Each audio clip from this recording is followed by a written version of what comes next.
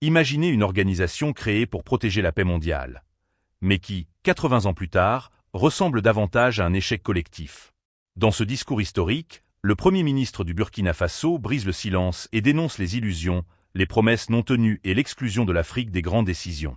Restez avec nous jusqu'au bout, car ce message n'est pas seulement une critique. C'est un appel à l'action, un cri de dignité qui résonne pour toute l'humanité. Abonnez-vous et partagez cette vidéo pour que cette voix ne soit pas étouffée.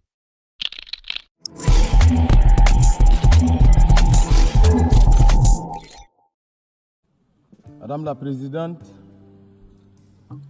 Monsieur le Secrétaire général des Nations Unies, Mesdames et Messieurs les chefs de délégation, distingués délégués, Mesdames et Messieurs,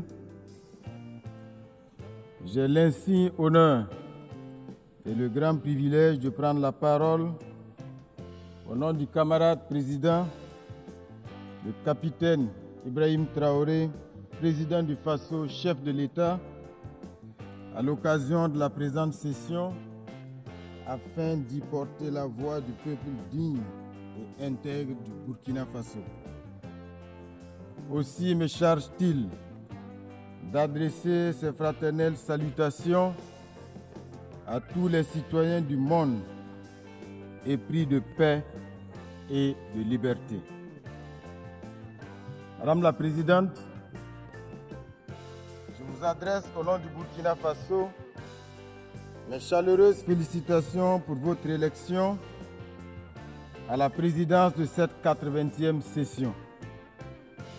Votre élection consacre la confiance de la communauté internationale en votre leadership et votre sens de l'écoute et du dialogue.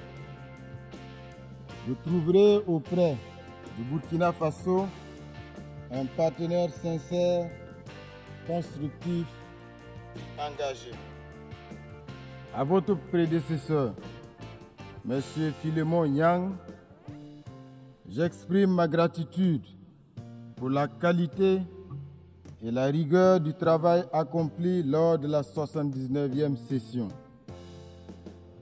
Madame la Présidente, distingués délégués, Mesdames et Messieurs, le Burkina Faso souscrit pleinement à la déclaration prononcée au nom de la Confédération des États du Sahel par la République sœur du Mali. Ensemble, avec le Niger, nous avons une communauté de buts et d'aspiration dans un espace de renouveau et de rupture.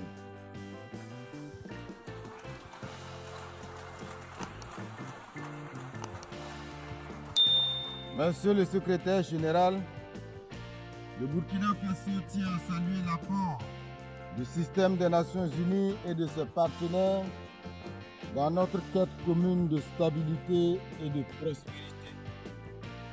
La présente session qui se tient 80 ans après l'adoption de la Charte des Nations Unies constitue une occasion idéale pour marquer une halte et dresser un bilan sans complaisance de notre organisation.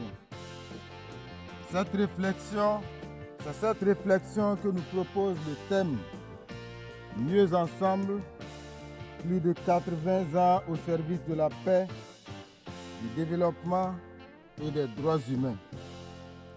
S'il s'inscrit dans la perspective de renouvellement de notre engagement mutuel en faveur d'un monde davantage porté sur l'équité et la justice et d'un multilatéralisme plus efficace, ce thème traduit bien la démarche idéale qui devrait guider chaque nation, chaque regroupement sous-régional, régional et international.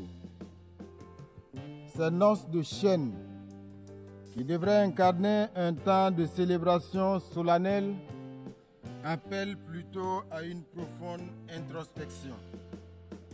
Le bilan des 8 décennies des Nations Unies, loin de susciter l'allégresse, s'apparente davantage à un fiasco embarrassant, une désillusion collective et un échec structurel. Puisque le devoir de vérité nous y invite, nous devrons reconnaître avec humilité que quoique le tableau global présente quelques acquis, celui-ci reste négativement marqué par 8 décennies d'optimisme durement éprouvé, 8 décennies d'espoir déçus, 8 décennies de rêves brisés, bref, 8 décennies de rendez-vous cruciaux manqués.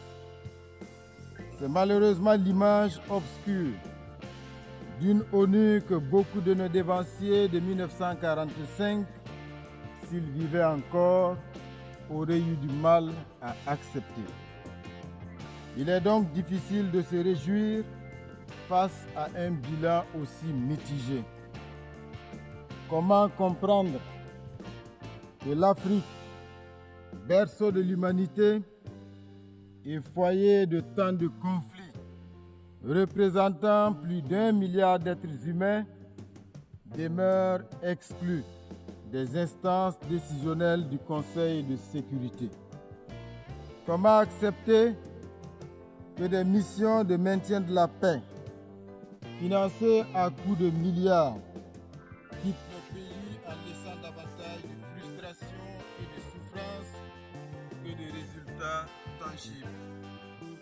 Les causes de ce naufrage collectif sont pourtant bien connues de tous, notamment des États membres eux-mêmes, qui, durant des décennies, ont, dans le cadre de l'Assemblée générale, consacré leurs énergies à défendre des causes nobles et à proposer des réformes réalistes sans obtenir gain de cause. Que peut-on y faire si les décisions de l'Assemblée générale, qui ne sont pas contraignantes, la rendent congénitalement inaudible et inefficiente? Pouvait-on espérer un meilleur bilan avec un Conseil de sécurité malade de la politisation de ses décisions, impotent du fait de ses incohérences et inefficient en raison de ses divisions permanentes? Pire encore, ce Conseil au rôle aujourd'hui galvaudé se présente lui-même comme un grand fauteur de troubles pour la complicité tacite, sournoise et parfois active de certains de ses membres permanents, eux-mêmes grands acteurs et principaux financiers des crises de notre époque. Voilà ce qu'est devenu notre Conseil de sécurité. Une entreprise, il faut le dire, funeste, qui, du fait des visées prédatrices de certains de ses membres permanents, peut entre autres décider de quel pays sera à l'ordre du jour du terrorisme international, dans quel autre envoyer des opérations de maintien de la paix, comme pour mieux légitimer son rôle. C'est donc impuissant que nous assistons aux échecs d'initiatives, pourtant judicieuses en raison de rivalités entre États et à des crises non résolues, dont la plus emblématique est le conflit israélo-palestinien qui n'a que trop duré. L'inaction coupable de la communauté internationale face à la défiance de l'autorité des États par des terroristes financés et soutenus par d'autres États s'ajoute à tous ces paradoxes inquiétants. Le temps du sursaut et des réformes courageuses est venu. Sans cela, le Conseil de sécurité restera une institution anachronique, incapable de répondre aux défis de notre temps. Mesdames et messieurs, dans un monde en profonde mutation marqué à la fois par l'essor de la numérisation et par la persistance de tensions géopolitiques, il devient impératif de repenser nos stratégies de développement économique. Le commerce international ne peut plus être appréhendé à travers les schémas rigides et déséquilibrés qui nous ont été imposés, mais doit être réorienté vers le renforcement de l'autonomie économique, la transformation locale des ressources et la promotion d'une justice sociale réelle. Il est aujourd'hui reconnu que la prospérité durable passe par des politiques volontaristes d'industrialisation, de valorisation sur place de nos matières premières et de création d'emplois décents, notamment pour la jeunesse. C'est pourquoi il est urgent de répondre avec le cycle, il est urgent de rompre avec le cycle de dépendance aux exportations de produits bruts, un modèle qui accroît la vulnérabilité de nos économies et freine inexorablement notre émergence. Au Burkina Faso, les initiatives présidentielles traduisent cette volonté ferme de bâtir une économie productive, inclusive et résiliente, capable d'offrir de nouvelles perspectives à nos concitoyens. C'est dans ce sens que mon pays réaffirme son attachement à l'édification d'un système commercial multilatéral plus juste et plus équitable, fondé sur la solidarité internationale et tirant pleinement parti des avancées scientifiques, technologiques et de l'innovation, véritable levier d'un développement durable et partagé. 80 ans d'espoir déçu, mais une nouvelle génération refuse de se taire. Le Burkina Faso rappelle au monde que l'Afrique n'est pas spectatrice, mais actrice de son destin. Et vous, pensez-vous que l'ONU peut encore se réformer ou est-elle condamnée à répéter ses erreurs? Dites-le en commentaire, votre avis compte.